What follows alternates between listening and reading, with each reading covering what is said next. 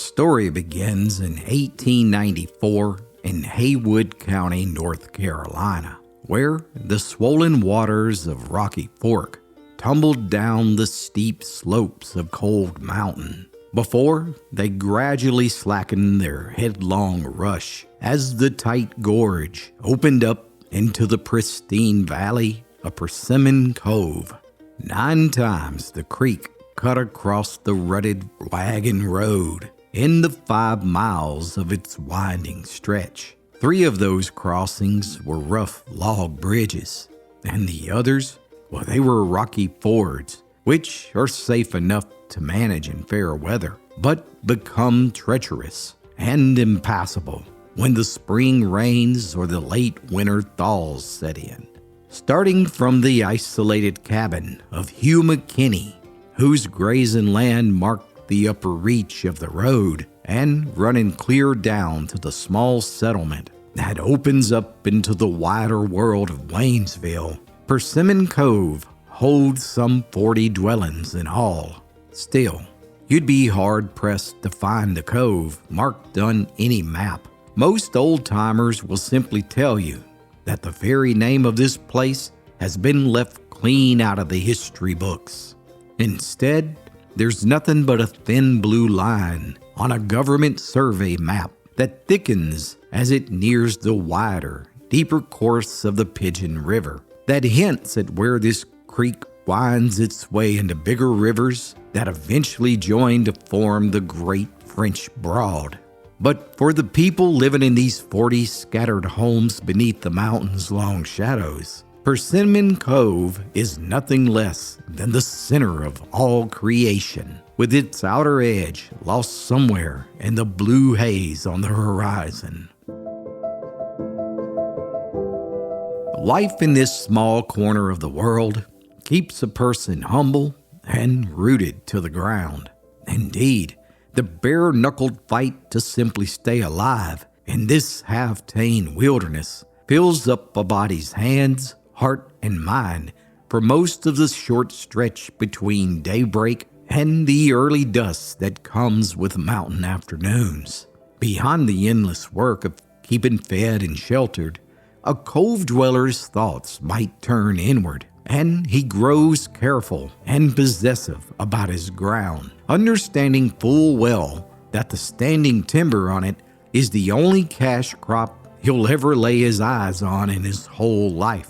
That's right, raised up in a place like this, a man's meal and his stand of poplar, chestnut, and oak come to matter just as much to him as his own soul does. There were 2 sawmills in Persimmon Cove, sitting across from each other like 2 frowning forts, bristling with menacing saws. When old Ance Caldwell fired up his little steam boiler to saw out boards for the Cove folks, he did it the same way his daddy and his granddaddy had done it afore him, with the water wheel. In fact, the old man ran his mill the way it had always been run, taking a man's logs on shares and paying a fair count. He even hired the Cove boys and paid them as much as he could, just because he knowed their fathers. On the other hand, when Emmett Vance, the sharp-eyed timber boss, set up his operation and named the Pisgah Lumber and Tanning Company, he set loose his crew of outland loggers to cutting the ridges of the Rocky Ford. He came the way a man comes who has brought with him the means to have, along with the company's script book in his coat pocket and a survey map that showed the Cove springs and the home branches as nothing more than so many board feet standing in his way. Indeed, the feud between the 2 operations was real, and everyone in the Cove had a stake in one side or the other. But that was all before what the folks around here still call the Big Burn.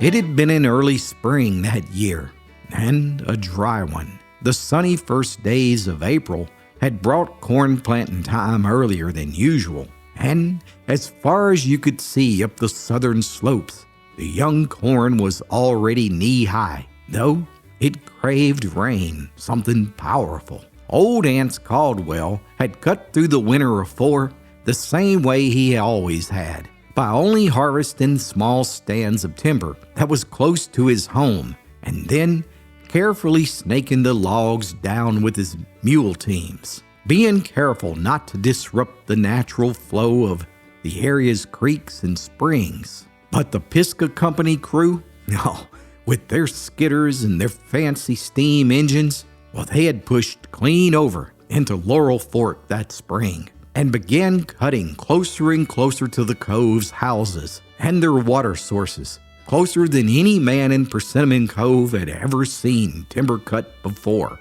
and leaving behind them ridge after ridge of dry slash piled higher than a man's head. And soon there was hard talk about it down at Aunt Caldwell's mill as men gathered on log skids, waiting their turn at the saw, talking at how that Pisgah Company was paying 2 bits a day more than Aunt's ever had. Well, I tell you right now, old Aunt's would say, working his jaw with a plug of tobacco, that company ain't got no right to be up here at all. And the way I figure, they aim to cut this mountain clean down, all the way down to the rock before they're through, all while destroying our springs and all. I tell you, they're leading this cove into a mighty poor place. And there's a time coming when the men who spent their time chasing that company's scrip instead of staying with their own kind is gonna wish they hadn't.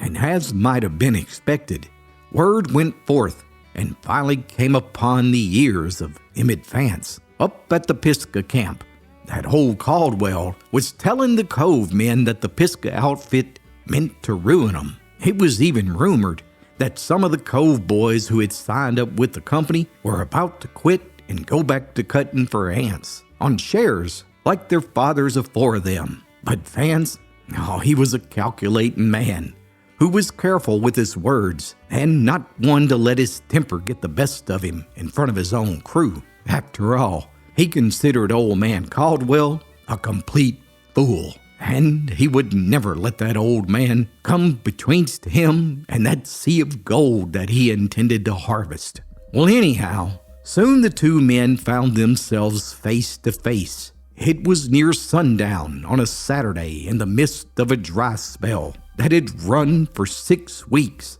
Mr. Vance rode down past old man Caldwell's mill on his way to the camp commissionery, and there half a score of men from the Cove were gathered on the log deck. But the talk died down the minute they saw who was coming. Vance drew rein and sat on his horse, looking down at the old man. "You still sawing, Caldwell?" But Hans didn't even look up. Instead, he spit a long stream of tobacco juice in the dust near the businessman's horse's front feet. "Yeah, I'm still here, and that's more than I can say for these outfits that just seem to come and go." But Vance's mouth tightened. "Well, I hear you've been telling these boys that the company means to ruin them." And Hans finally raised his head, and his eyes were cold. "Well, I told them the truth. Y'all come up here with your script books and your skidders, and you aim to cut every spring and every home branch till there ain't nothing left but rocks and stumps. And then what will you do? Well, you'll pull out and leave the rest of us to starve on what's left." A couple of the Cove men shifted their feet as Vance leaned forward in the saddle. "Now, you run a little one-hoss mill on shares, and you call that a living? You're a fool. My men draw real wages, and any of these boys that still cut for you are doing it for half of what my company men make, and you know it." And then Hans got up and planted his boots in the dust. "Well, your wages might buy a sack of company flour or some company shoes, but they leave a man owing more than he started with. I'd sooner see a man of this Cove go hungry honest than fat on your paper money." Vance's voice dropped. "Oh man, you keep talking like that, and there won't be a stick of timber left in this holler for you. We'll take Miry Ridge and everything on this side of it before the leaves turn. And you, well, you can just stand right there and watch it all go." Give someone you love the gift of old-fashioned storytelling. 5 books for the young and old alike that will make your heart smile. Click the link below to order your copy of the Appalachian Storyteller today, also available on Amazon. Oh, it was clear that both men, they hated each other. But as the weeks went by, it was a more pressing issue that began to take precedence.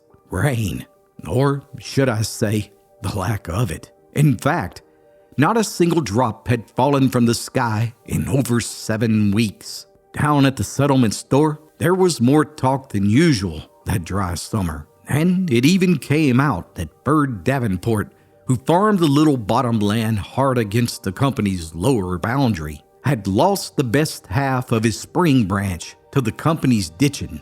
And he said it out loud in front of witnesses that he'd just soon see that whole Pisgah outfit burn clean off the mountain as he would to look at another one of their script books. But for the most part, nobody paid much mind to his words at the time.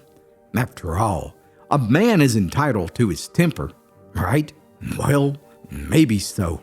But I tell you right now, no one was prepared for what was about to happen. And as for Mr. Davenport's words, folks would recollect them plain enough very soon. Now, just how that fire started, nobody in the cove has ever rightly agreed to this very day. Some say it was nothing more than a spark thrown off of a company engine that was working late to make up for a broke cable earlier in the week. Others say that there was hard feelings betwixt the Cove man who was still sore over company wages, and that fella had put a match to the stash on purpose, but he only meant to burn off a little brush and never fully accounted for the wind. But whichever it was, sometime in the black hours after midnight, a small eye of fire opened up on the ridge above the cove, and by the time Silas Johnson came awake to the smell of smoke, that red eye had already grown into a crown fire that was running the ridgetop faster than any horse could carry a warning. That night, the wind was doing what it hadn't done in 7 weeks of dry weather. It had come alive out of the west and was blowing a gale down off the balds, and it took that fire and laid it right down both sides of the holler at once, tearing through the Cove men's side and the company side, just the same as if it had been sent on purpose to punish both of them.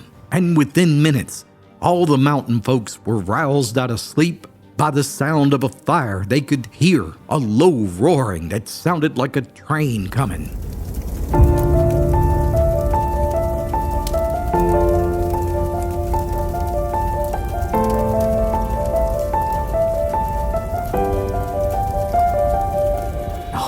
It was something terrible, throwing the shadows of trees out long and black across the cove, just the same as lightning does. Only it didn't go away. The blaze came down through the dry slash the company crew had left stacked on the ridge like a hog tearing through a cornfield. And once it struck that tinder, there was no stopping it. Great sheets of flame stood up out of the treetops and fell forward again as the wind drove them, sending burning bark and pine knots exploding into the sky, where they then rained down ahead of the main fire and kindled new blazes 100 yards away. The inferno then jumped the rocky fork in 3 places where the creek had shrunk to nothing but a trickle of water, and inside of an hour, it had both the Caldwell mill and the company mill lit up as bright as noon. Men and women poured out of their cabins in their night clothes, dragging whatever they could carry and driving their animals ahead of them down the wagon road towards the settlement. The entire sky was lit up red and gold and so full of smoke that it stung a body's eyes and throat something fierce. Mr. Vance had made sure that his wife was safe ahead of him with what she could gather when he turned back towards his own gate and realized that he couldn't lay his eyes on his grandson, Eli, who had been sleeping out in the loft of the company mill office. The inferno had already gotten behind the mill and was now running through the dry laurel along the creek faster than a man could run, and had cut the loft off from the ground the same as a flood cuts off an island. Mr. Vance was blind with smoke But he tried with all his might to beat his way through the burning laurel to reach those mill steps.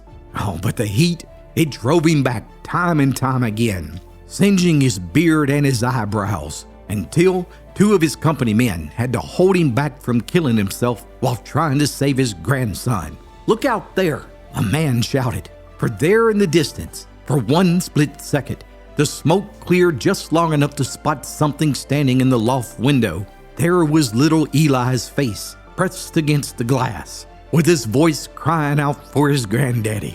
Over the roar of the fire, Mr. Vance cried out to the heavens above in vain. There was simply no way he could reach the child.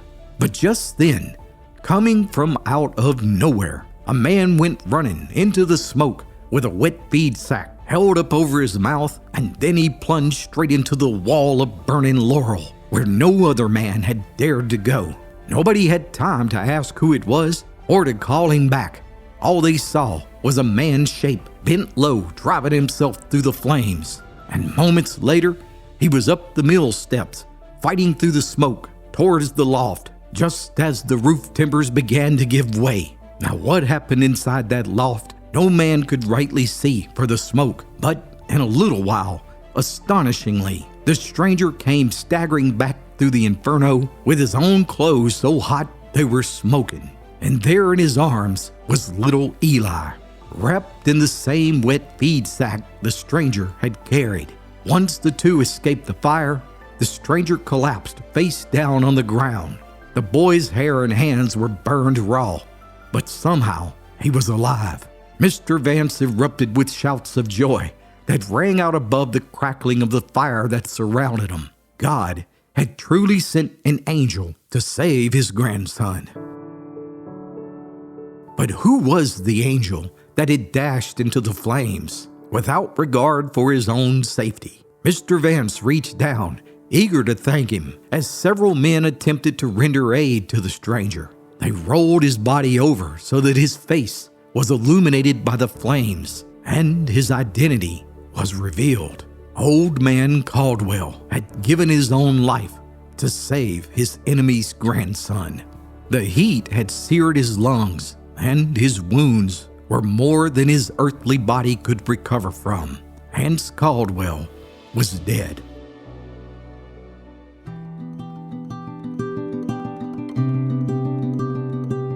After the big burn, the biggest funeral there ever was took place when they buried Hans Caldwell.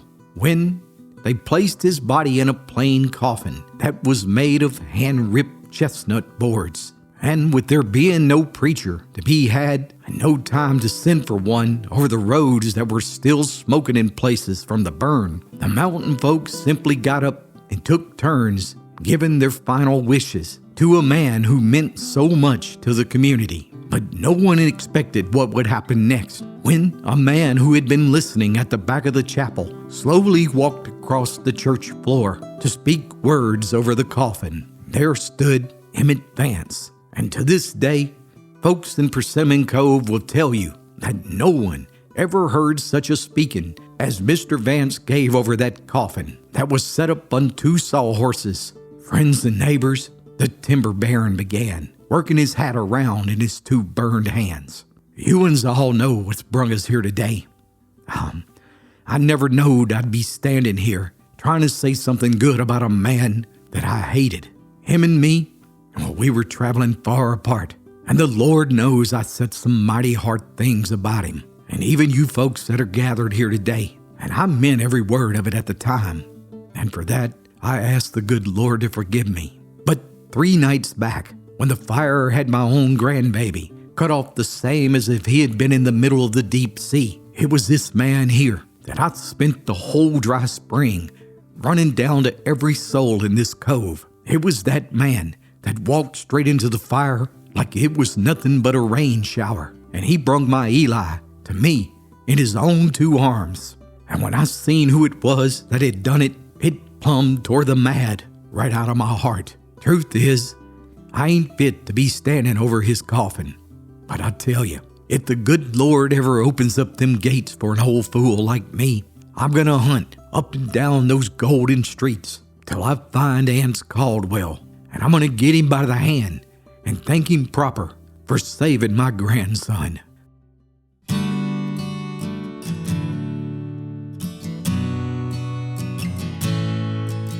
The Pisgah mill was burned to the ground that night, along with several homes in Persimmon Cove, and the company pulled out of the area. But Emmett Vance, well, he spent the next several months replanting all the areas that burned that night with new trees. And then he paid out of his own pocket to rebuild all of the homes that were destroyed. He even built a new school for children that, to this very day, is still named Anse Caldwell Elementary School.